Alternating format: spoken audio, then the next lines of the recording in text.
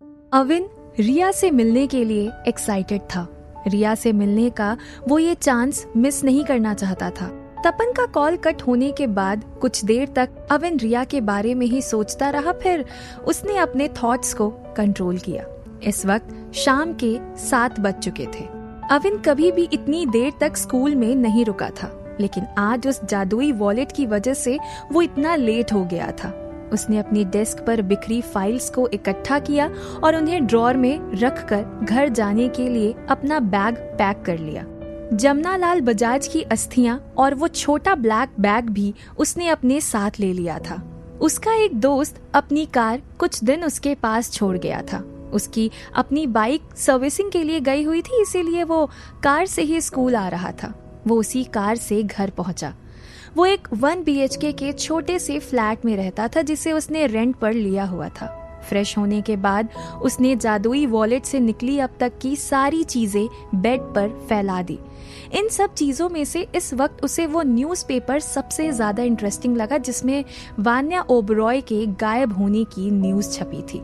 वो न्यूज़पेपर कल का था, इसीलिए वो कल होने वाले इंसिडेंट्स के बारे में जानने के लिए एक्साइटेड हो रहा था। इतना सब होने के बाद अब उसे इन सब पर विश्वास भी हो गया था। उसने जैसे ही न्यूज़पेपर का फ्रंट पेज पलटा, उसमें छपी हुई एक और न्यूज को पढ़कर वो चौंक गया। वो न्यूज थी, कल रात शहर के फेमस एलिगेंट नाइट क्लब में हुई फाइट में 3 लोग बुरी तरह से घायल हो गए और 9 लोगों को हल्की चोट आई। ये न्यूज पढ़ने के बाद अविन मन ही मन बड़बड़ाया। एलिगेंट नाइट क्लब का नाम पढ़कर वो सोच में पड़ गया। अरे, ये तो वही क्लब है जहां रोनित ने पार्टी थ्रो की है। इस पार्टी को लेकर अविन जितना एक्साइटेड था, अब उतना ही परेशान हो गया था। उसने तुरंत तपन को कॉल किया, लेकिन तपन ने फोन नहीं उठाया। उसके कई बार ट्राई करने के बाद भी तपन ने फोन नहीं उठाया। अब अविन और ज्यादा परेशान हो गया। उसे इस बात का पूरा यकीन था कि इस न्यूज़पेपर की कोई भी न्यूज गलत नहीं हो सकती। वो बोला, ये लड़ाई तो आज ही होने वाली है। तपन भी कॉल नहीं उठा रहा, कहीं वो भी तो इस लड़ाई में। फिर उसके मन में रिया का भी ख्याल आया और वो बुरी तरह से घबरा गया। शिट, रिया भी तो वही होगी। उसने जल्दी से टाइम देखा, इस वक्त 9 बज रहे थे। अविन बहुत परेशान हो रहा था। वो तुरंत चेंज कर क्लब के लिए निकल गया। वो इससे पहले वहां कभी नहीं गया था। एलिगेंट क्लब बहुत एक्सपेंसिव था, जहां अमीर घर के बच्चे अक्सर पार्टी करने जाते थे। अविन की फ्रेंड लिस्ट में ऐसा कोई नहीं था जो एलिगेंट क्लब जैसी एक्सपेंसिव जगह में पार्टी अरेंज कर सके। कुछ देर पहले तक अविन वहां सिर्फ इसीलिए जाना चाहता था ताकि वो एक बार रिया से मिल सके, उसे देख सके। लेकिन अब उसके लिए रिया से मिलने से ज्यादा इम्पोर्टेंट उसकी सेफ्टी थी। क्लब में एंटर करते ही उसकी नजरें रिया को खोजने लगी। उसने वहां खड़े वेटर से कंफर्म किया, एक्सक्यूज मी, यहाँ कोई फाइट हुई थी? ये सुन वेटर ने उसे घूरा और बोला, नहीं, ऐसा कुछ नहीं हुआ। ये सुन अविन ने चैन की सांस ली, लेकिन तभी उसने सोचा, वो न्यूज फेक तो नहीं हो सकती। फाइटिंग हुई नहीं है तो अब होगी जरूर।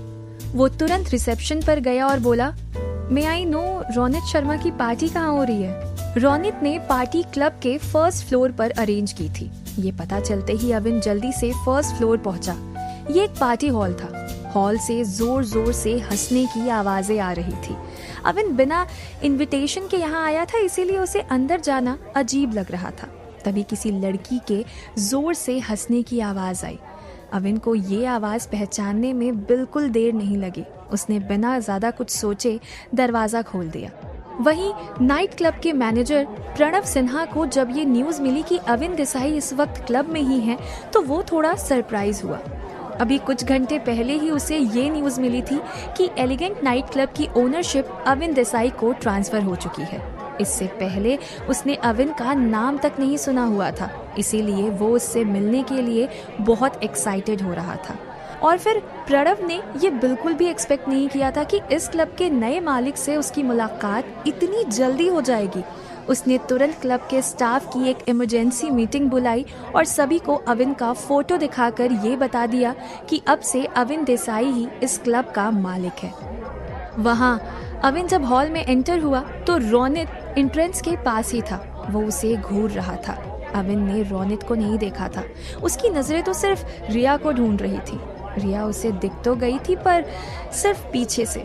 इससे पहले कि अविन रिया के पास जाता, रोनित उसके पास आ गया। उसने बहुत ही रूडली उससे पूछा, तुम यहाँ क्या कर रहे हो? You are not invited in this party.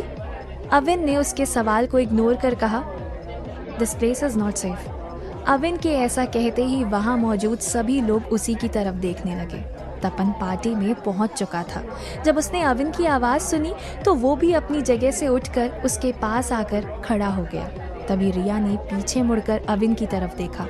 Neon green colour की उस शॉर्ट ड्रेस में रिया आज भी उतनी ही अट्रैक्टिव लग रही थी जितनी वो 2 साल पहले थी। अविन उसे देखकर कहीं खो गया था, पर रिया ने अविन की तरफ देखकर कोई रिएक्शन नहीं दिया। वहाँ रोनित के और भी फ्रेंड्स थे। अविन उनमें से किसी को नहीं जानता था। सब अविन को अजीब नजरों से देख रहे थे। तभी रोनित उससे बोला, अविन, एक तो तुम बिना इनविटेशन के भिखारियों की तरह यहाँ आ गए और अब ये बकवास बातें कर हमारा टाइम वेस्ट कर रहे हो। Just get out of this place. Ronit ने जानबूझकर रिया के सामने उसे नीचा दिखाने के लिए ये सब कहा था। अविन भी ये समझ गया था, लेकिन उसे इस वक्त अपनी इंसल्ट होने की कोई परवाह नहीं थी। वो बस तपन और रिया को वहाँ से सेफली बाहर निकालना चाहता था।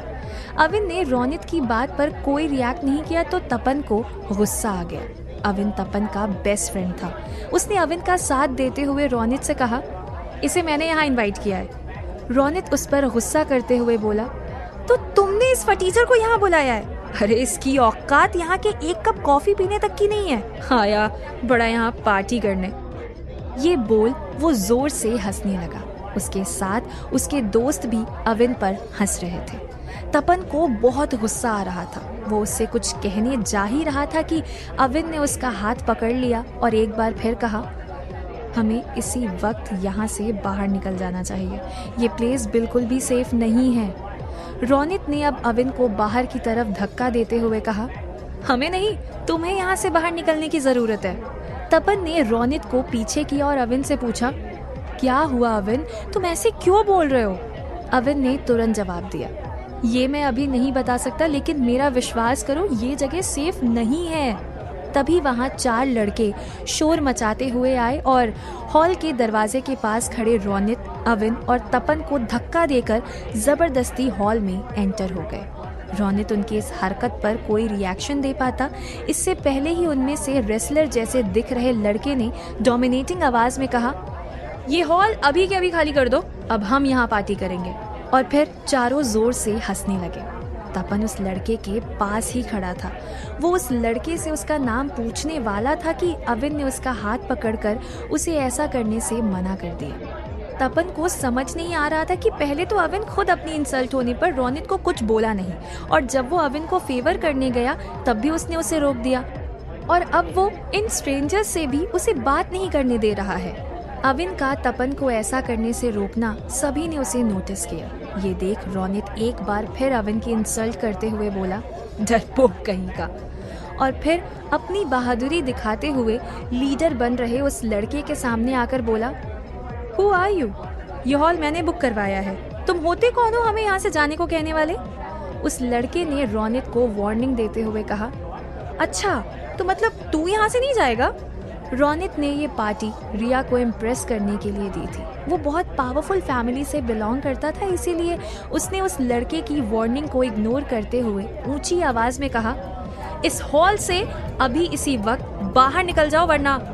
रोनित अभी अपनी बात पूरी भी नहीं कर पाया था कि उस लड़के ने उसके चेहरे पर जोर से मुक्का मार दिया। उस लड़के ने रोनित को इतनी जोर से मारा था कि रोनित अगले ही पल जमीन पर गिर पड़ा।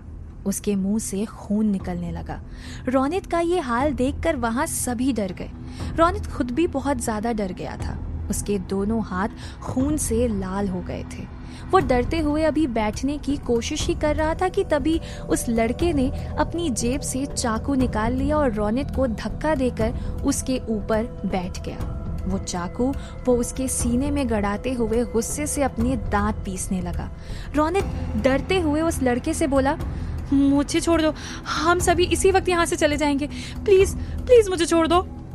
रोनित समझ गया था कि उसने किसी गलत इंसान से पंगा ले लिया है। उस लड़के का इरादा भी रोनित को मारने का नहीं था, इसीलिए उसने रोनित को बस धमका कर छोड़ दिया। रोनित चुपचाप हॉल से बाहर जाने लगा। रोनित के पीछे उसके सारे फ्रेंड्स भी वहां से जाने लगे।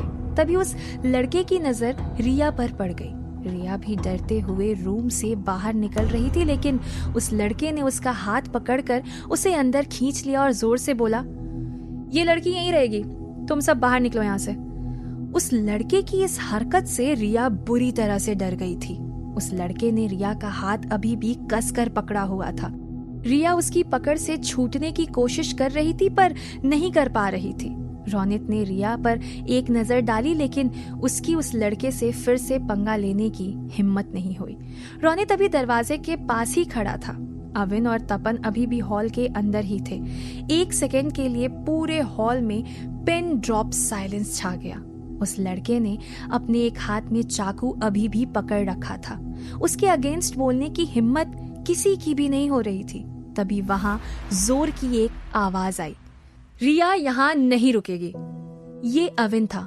सभी लोग अभी तक यही समझ रहे थे कि अविन सच में डरपोक है और अपने सेल्फ रिस्पेक्ट के लिए भी किसी से फाइट नहीं कर सकता, लेकिन उसे रिया के लिए उस लड़के के अगेंस्ट बोलते देखकर सब लोग चौंक गए। खुद रिया को भी विश्वास नहीं हो रहा था कि अविन उसकी हेल्प के लिए आगे आएगा। उस लड़के ने रिया का हाथ छोड़ा और अविन के सामने आकर खड़ा हो गया। अविन ने रिया के लिए ऐसा करने की हिम्मत तो कर ली थी, लेकिन डर तो उसे भी लग रहा था। उसकी सांस तेजी से चल रही थी। उस लड़के ने अविन की शर्ट का कॉलर पकड़कर कहा, इस लड़की के सामने हीरो बन रहा है? तू जानता भी है मैं कौन हूँ? रोनित को इस वक्त अविन बेवकूफ नजर आ रहा था। कुछ देर पहले सब कुछ देखने के बाद भी वो खुद आगे चलकर मुसीबत मोल ले रहा था। वो लड़का अभी भी अविन को धमका रहा था कि तभी क्लब का मैनेजर प्रणव सिन्हा कुछ सिक्योरिटी गार्ड्स के साथ वहां पहुंचा। उसने जब रोनित पर एक नजर डाली और खून से लथपथ उसके चेहरे को देखा तो वो जोर से चीखा, ये सब क्या हो रहा है यहाँ? कौन है ये लड़के? क्या अविन रिया को इनसे बचा पाएगा? क्या होगा जब अविन को पता चलेगा कि जिस क्लब में वो एक कॉफी तक अफोर्ड नहीं कर सकता, वो अब उस क्लब का मालिक है?